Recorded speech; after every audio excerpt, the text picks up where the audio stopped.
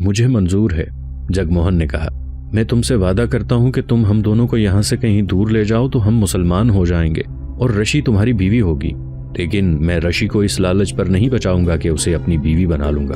عمران بلازری نے کہا، میں تمہارے دیوتاؤں کو شکست دینا چاہتا ہوں۔ میں بھیڑیوں کے منہ سے شکار چھیننے کا تہیہ کر چکا ہوں، اس کی خاطر میں جان دینے کو تیار ہوں۔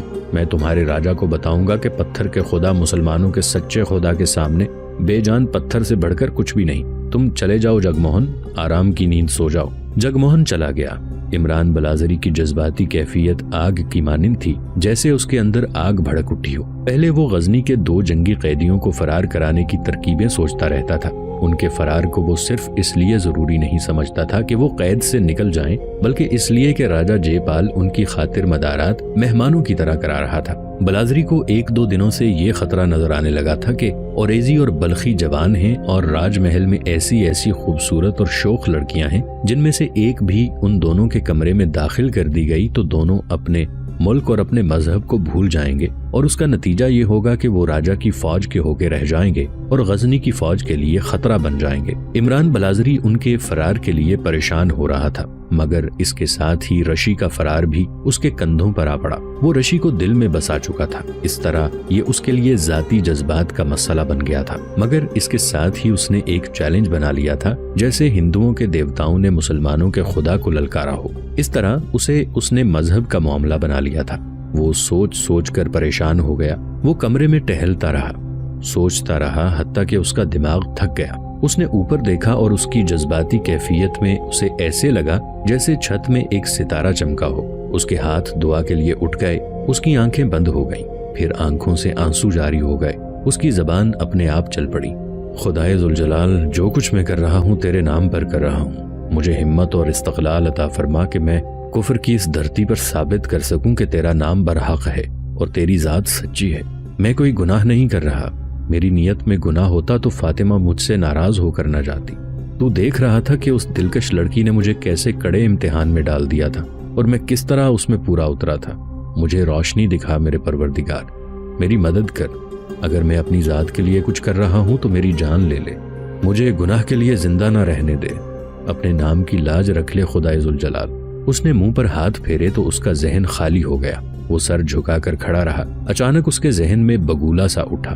وہ بہت تیزی سے لکڑی کے باکس تک گیا، باکس کھولا اور اس میں سے خنجر نکال کر اپنے کرتے کے نیچے ناف میں اڑس لیا۔ وہ اٹھا اور باہر نکل گیا۔ اس کی چال ایسی تھی جیسے اس کے قدم خود بخود اٹھ رہے ہوں اور اس کا دماغ کسی اور طرف جا رہا ہو۔ وہ گلیوں کے موڑ مڑتا گیا حتیٰ کہ گلیاں ختم ہو گئیں۔ وہ درختوں کے درمیان سے گزر رہا تھا۔ وہ رک گیا۔ اس نے پگڑی کھول کر اس طرح باندھ لی کہ اس کا چہرہ بھی ڈھانپا گیا۔ وہ چل پڑا۔ اندھیرے میں بھی اسے مندر دکھائی دے رہا تھا۔ وہ جاسوس تھا، اسے شہر کے کونے کھدرے سے واقفیت تھی۔ اسے یہ بھی معلوم تھا کہ بڑا پنڈت مندر کے ساتھ رہتا ہے، رشی یہیں ہو سکتی تھی۔ عمران بلازری رک گیا اور کچھ سوچا۔ اس نے فیصلہ کر لیا کہ رشی اس کے ہاتھ آ گئی تو وہ واپس اپنے گھر نہیں جائے گا، یہیں سے پشاور کا رخ کر لے گا۔ اس نے ایک ہی قدم اٹھایا تھا کہ یوں رک گیا جیسے کسی غیر مرئی انسان نے اس کے سینے پر ہاتھ رکھ کر روک لیا ہو۔ اسے نظام اوریزی اور قاسم بلخی کا خیال آ گیا اور اس کے ساتھ ہی یہ سوچ بھی بیدار ہو گئی کہ رشی کو بھگا لے جانا اس کی اپنی ذات کے لیے ہوگا۔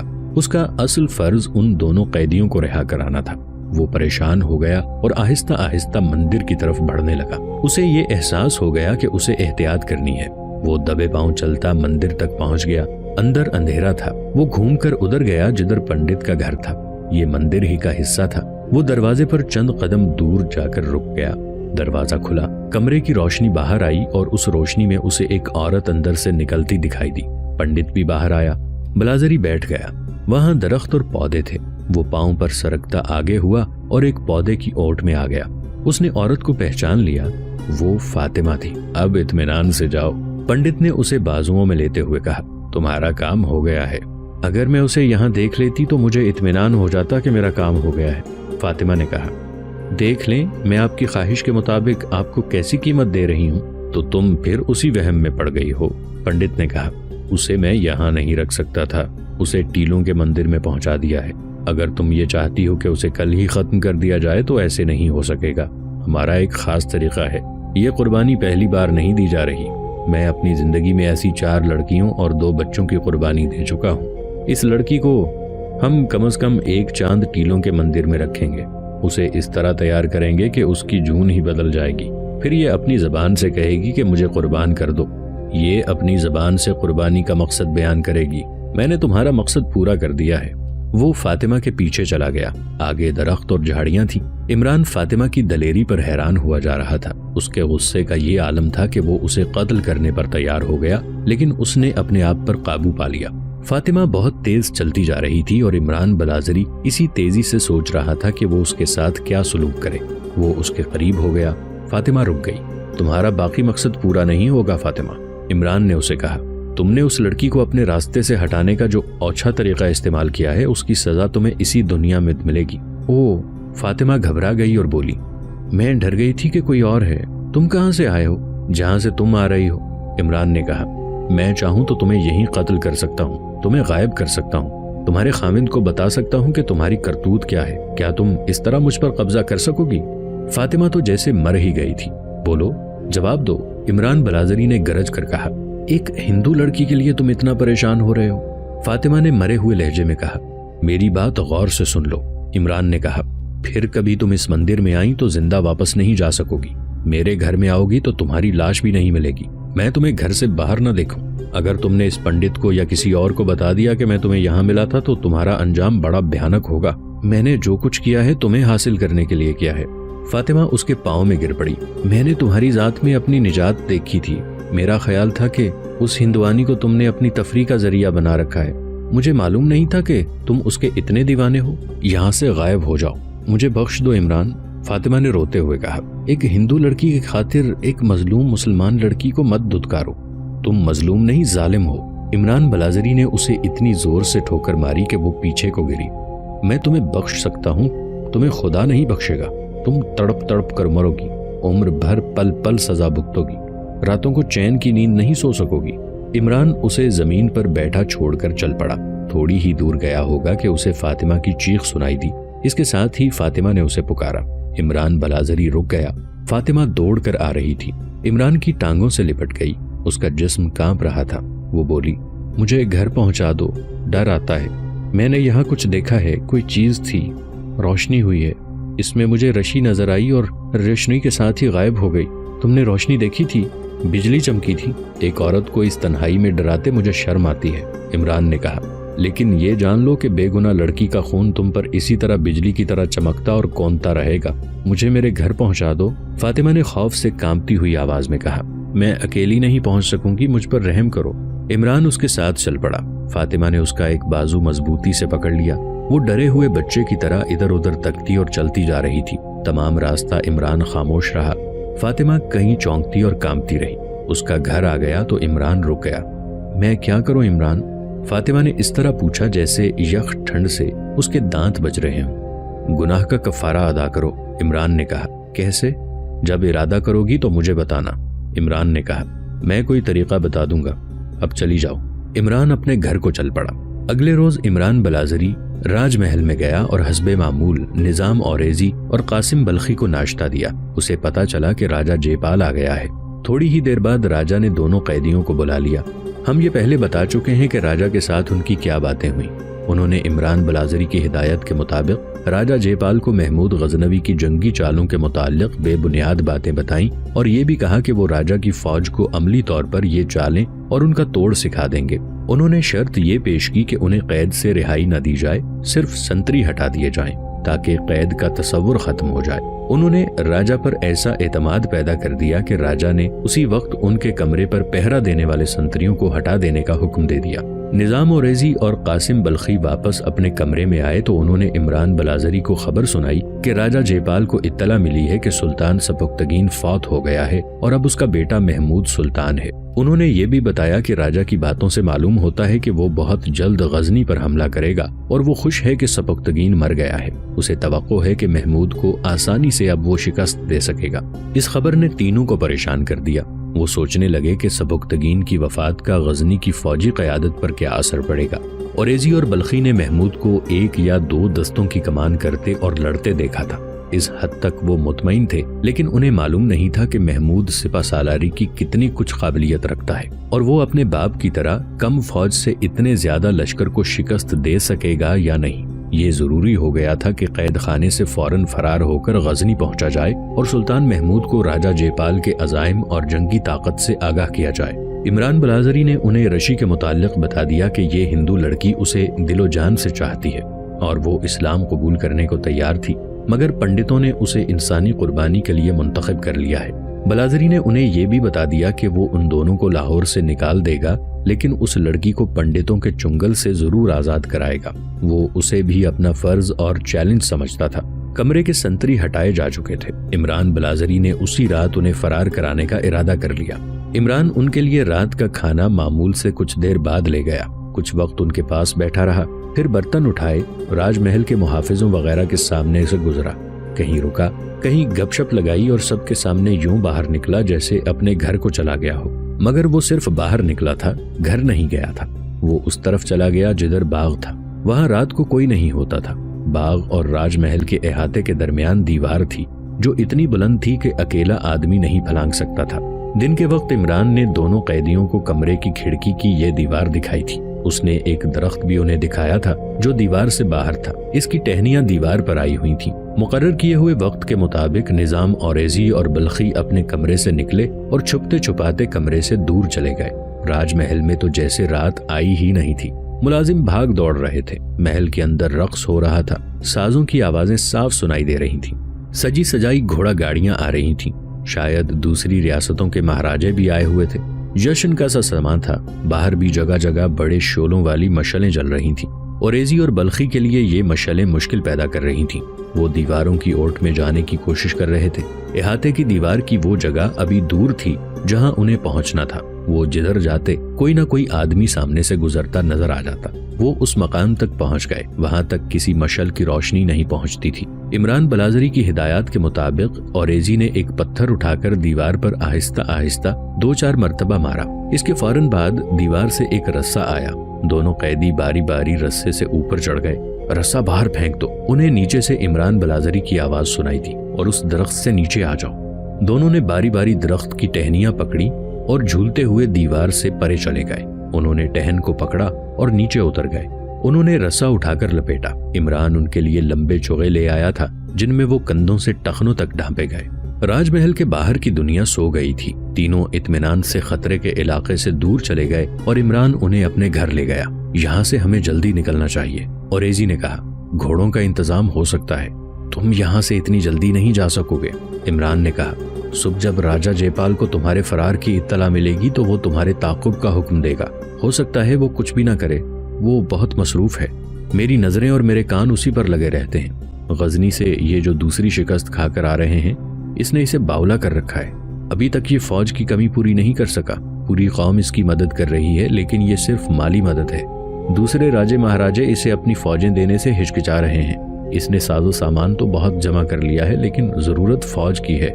यहाँ का दस्तूर ये है कि कोई राजा 2 बार शिकस्त खा जाए तो उसे अपने जानशीन के हक में राज से दस्तबरदार होना पड़ता है। राजा जयपाल के 2 हमले नाकाम हो चुके हैं। इसका जानशीन इसका बेटा है, जिसने इसे तीसरे हमले की इजाजत दे दी है। लिहाजा अब राजा जयपाल हर कीमत पर फतह हासिल करने के इंतजामात कर रहा है। हो सकता है इस मसरूफियत में वो तुम्हारे फरार की परवाह ही ना करे, और यह भी हो सकता है कि वो शहर की तलाशी और तुम्हारे ताक़ुब का हुक्म दे दे। मुझे कल उसका रद्द अमल मालूम करना है। मैं तुम्हें उसके मुताबिक यहाँ से निकालूंगा या कुछ दिन यहीं छुपाए रखूंगा। निजाम औरेजी और कासिम बल्खी जासूस नहीं थे, फौज के ओहदेदार थे। मैदान के मुजाहिद थे और शबखून मारने की महारत रखते थे। बलाजरी तजर्बेकार जासूस था। उसके लिए उसकी सोच उन दोनों से मुख्तलिफ थी। उसने उन्हें कहा, अगर तुम्हें यहाँ ज्यादा दिन रुकना पड़ा और राजा जयपाल ने कूच में जल्दी की तो हम तीनों उसके किसी न किसी जखीरे को आग लगा देंगे। क्या ये मुमकिन हो सकेगा? क्या मुमकिन नहीं हो सकता? इमरान ने जवाब दिया। ये काम इस राजा के दूसरे हमले से पहले हो सकता था, मगर यहाँ जो अपने आदमी थे वो आपस में लड़ मरे। उनकी लाशों के साथ एक लड़की की भी लाश मिली थी। उनकी आपस की लड़ाई की वजह शायद यही थी। हम इतने नाकाम हुए कि गजनी बर वक्त इत्तला न भेज सके कि हमला आ रहा है। तुम भी तो एक लड़की के चक्कर में पड़ गए हो, लेकिन मैं अपने फर्ज को इस चक्कर में नहीं डालूंगा। इमरान बलाजरी ने कहा, मैं एक लड़की पर गजनी की अजमत को कुर्बान नहीं करूंगा। ہاں یہ ہو سکتا ہے کہ میں تم دونوں کو اس لڑکی پر قربان کر دوں، لیکن یہ انتظام ضرور کروں گا کہ راجہ جے پال کا لشکر غزنی پر حملے کے لیے جائے تو غزنی سے دور اور پشاور کے قریب غزنی کی فوج راجہ کا استقبال کرے۔ میرے پاس خبر بھیجنے کا انتظام موجود ہے۔ سوچنے والی بات یہ ہے کہ سلطان محمود پوری فوج کی کمان کر سکے گا یا نہیں، قاسم بلخی نے کہا۔ اسے بہت جلدی خبر مل جانی چاہیے، وہ پڑوس کی مسلمان ریاستوں کے جھنجٹ میں نہ پڑا ہوا ہو۔ غزنی کے حالات کا ہمیں کوئی علم نہیں، عمران بلازری نے کہا۔ سلطنت غزنی کے سالار مخدوش تھے۔ سبکتگین کی وفات نے ان مسلمان حکمرانوں کو پھر سے بیدار کر دیا تھا جنہیں سبکتگین نے دبا لیا تھا۔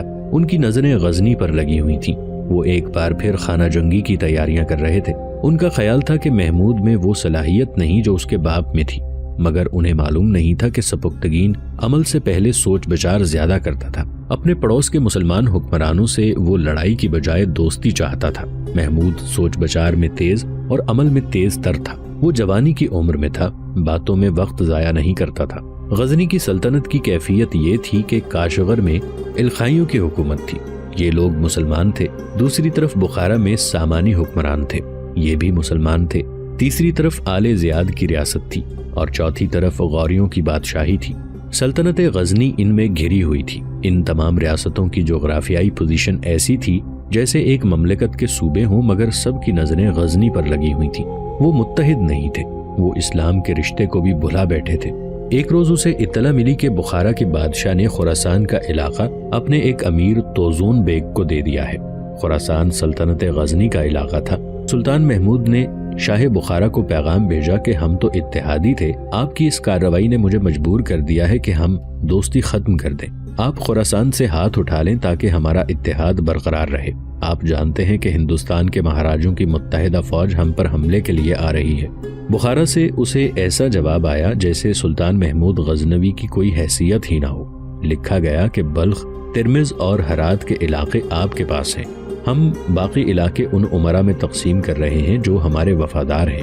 سلطان محمود نے صلح صفائی کی ایک اور کوشش یوں کی کہ اپنے ایک حاکم ابو الحسن کو بیش قیمت تحائف دے کر بخارا بھیجا۔ اس نے ان الفاظ کا پیغام لکھا کہ میں نے یقین نہیں کیا کہ بخارا کے دربار سے مجھے یہ توہین آمیز جواب ملا ہے، نہ ہی میں یہ سمجھتا ہوں کہ مجھے خاندان سامانی کی دوستی ترک کرنے پر مجبور کیا گیا ہے۔ اس پیغام کا کوئی جواب نہ آیا اور سلطان محمود کا ایلچی ابو الحسن جموی بھی واپس نہ آیا۔ تھوڑے عرصے بعد سلطان محمود کے ایک جاسوس نے اسے بتایا کہ ابو الحسن جموی کو بخارا کا وزیر بنا دیا گیا ہے۔ سلطان محمود نے یہ خبر سنتے ہی اپنے منتخب دستوں کو خراسان کے مرکزی شہر نیشا پور کی طرف پیش قدمی کا حکم دے دیا۔ یہ بہت ہی تیز پیش قدمی تھی۔ نیشا پور کے امیر توزون بیگ کو اس وقت پتا چلا جب سلطان محمود کی فوج شہر کے مضافات میں پہنچ چکی تھی۔ توزون بیگ بغیر مقابلے کے شہر سے نکل گیا اور بخارا جا کر شاہ منصور کو اطلاع دی۔ شاہ منصور سلطان محمود کے مقابلے کے لیے آیا۔ توزون بیگ نے حکمرانی کا ذائقہ چکھ لیا تھا۔ اس نے قوم کے ایک غدار امیر فائق کو جال میں پھانس لیا۔ یہ وہی امیر فائق ہے جو سلطان سبکتگین کی زندگی میں بھی خانہ جنگی کا باعث بنا تھا۔ آخر اسے بھاگنا پڑا تھا۔ اب وہ پھر توزون بیگ کے ساتھ میدان میں آ گیا۔ توزون سازشی ذہن کا آدمی تھا۔ اس نے امیر فائق کو ساتھ ملا کر اپنے محسن شاہ بخارا کو گرفتار کر لیا اور اس کی آنکھیں نکال دیں۔ شاہ بخارا کا چھوٹا بھائی عبد الملک ابھی لڑک پن کی عمر میں تھا۔ توزون اور فائق نے اسے سامانی گدی پر بٹھا لیا۔ یہ لوگ جو بظاہر سلطان محمود کے خلاف متحد تھے، اندر سے آپس میں بھی پھٹے ہوئے تھے۔ محمود غزنوی نے ان کی فوج کو اپنی پسند کے میدان میں گھسیٹ لیا۔ غداروں نے مقابلہ کرنے کی بہت کوشش کی، لیکن سلطان محمود کے عتاب کے آگے نہ ٹھہر سکے۔ توزون بیگ ایسا بھاگا کہ پھر اس کا کہیں پتہ نہ چلا۔ امیر فائق ایسا بیمار پڑا کہ چند دنوں بعد مر گیا۔ کاشغر کا حکمران ایلخ خان تھا۔ اس نے یہ بھی دیکھنے کی ضرورت محسوس نہ کی کہ جنگی اور سیاسی حالات کیا ہیں۔ وہ یہی جان سکا کہ خانہ جنگی ہو رہی ہے جس سے اسے فائدہ اٹھانا چاہیے۔ وہ آگے بڑھا اور شاہ بخارا کے چھوٹے بھائی عبد الملک کو قتل کر ڈالا۔ اس کا نتیجہ یہ نکلا کہ سامانی خاندان کا خاتمہ ہو گیا۔ عبد الملک کے قتل سے ایلخ خان کوئی فائدہ نہ اٹھا سکا کیونکہ سلطان محمود قہر اور عتاب سے سب پر چھا گیا تھا۔ اس نے بلخ اور خراسان کو سلطنت غزنی میں شامل کر لیا تھا۔ اس خانہ جنگی کی رویداد اتنی مختصر نہیں جتنی سنائی گئی ہے۔ یہ داستان بڑی ہی طویل اور بڑی ہی افسوسناک بلکہ شرمناک ہے۔ سلطان محمود کی اس فوج کو خاصا جانی نقصان پہنچا جو وہ ہندوستان کے مہاراجوں کا حملہ روکنے اور جوابی حملہ کرنے کے لیے تیار کر رہا تھا۔ اس کے خلاف جن فوجوں کو لڑایا گیا وہ بھی مسلمان فوجیں تھیں، جن میں اتحاد ہوتا تو آج ہندوستان کی تاریخ مختلف ہوتی۔